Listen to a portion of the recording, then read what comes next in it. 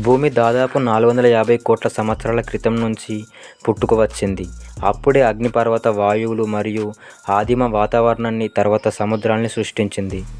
కానీ ప్రారంభ దశలోనే వాతావరణంలో దాదాపు 0.1% కూడా ఆక్సిజన్ లేదు.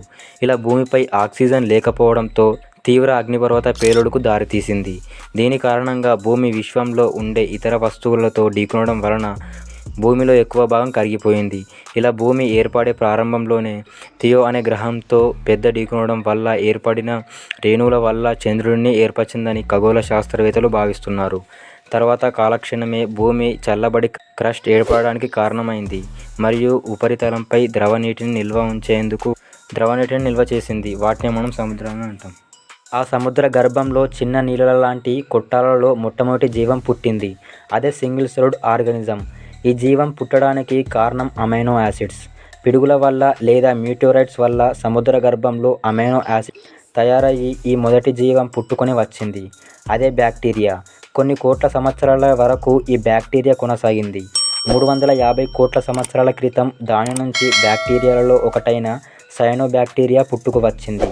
ఈ బ్యాక్టీరియా చాలా స్పెషల్. ఎందుకంటే ఇది సన్లైట్ను వాడుకొని ఆక్సిజన్ను రిలీజ్ చేసింది.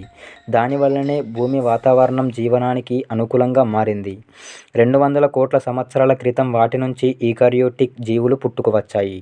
ఈ జీవులు సెల్లో న్యూక్లియస్ ఉంటుంది, DNA ఉంటుంది. వీటి నుంచే అన్ని రకాల చెట్టు, జంతువులు మరియు ఫంగై పుట్టుకు వచ్చింది. అదే అన్ని జీవులకు డొమైన్. ఇదే DNA ఇక్కడి నుంచే మొదలైంది.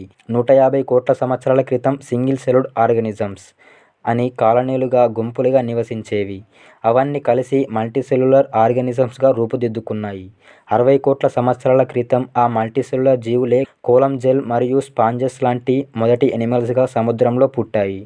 కానీ వీటికి బోన్స్ లేవు. ఈ ఎవల్యూషన్నే కేంబ్రియన్ ఎక్స్ప్లోషన్ అని అంటారు. 50 కోట్ల సంవత్సరాల క్రితం సముద్రంలో వెన్నుపూస కలిగిన చేప పుట్టింది. ఆ చేపకి మెదడు, కళ్ళు కూడా ఉన్నాయి. 40 కోట్ల సంవత్సరాల క్రితం తిక్తాలిక్ అనే చేపకి కళ్ళు మరియు ఊపిరితిత్తులు పుట్టుకు వచ్చాయి. అవే యాంఫిబియన్స్గా ఎవల్యూషన్ చెందాయి. 30 కోట్ల సంవత్సరాల క్రితం పురుగులు మరియు రెప్టైల్స్ పుట్టాయి. 25 కోట్ల నుంచి 6 కోట్ల సంవత్సరాల క్రితం వరకు డైనోసార్స్ నివసించాయి. డైనోసార్స్ చనిపోయినప్పుడు అండర్ గ్రౌండ్లోనూ లేదా చెట్ల మీద ఉండే మమ్మల్స్ అంటే ఎలుకలు మరియు కోతులు లాంటి జాతులు మాత్రమే బ్రతకగలిగాయి. ఆ బ్రతికిన మమ్మల్స్లో మన పూర్వీకులు కూడా ఉన్నాయి. మంకీస్, ఏప్స్ మరియు మనిషి ఈ 3 జాతులకు పూర్వీకులు ఒక్కరే. వాటిని ప్రైమేట్స్ అంటారు. ఈ ప్రైమేట్స్ నుంచి కోతులు సపరేట్ లైన్గా ఎవాల్వ్ అయ్యాయి మరియు ఏప్స్ సపరేట్ లైన్గా ఎవాల్వ్ అయ్యాయి. ఈ ఏప్స్ నుంచి చింపాంజీలు మరొక సపరేట్ లైన్గా ఎవాల్వ్ అయ్యాయి. చివరికి 70 లక్షల సంవత్సరాల క్రితం ఏప్స్ నుంచి మనుషులు మరొక సపరేట్ లైన్గా ఎవాల్వ్ అయ్యారు. అలా చివరికి మనుషులు పుట్టుకు వచ్చారు.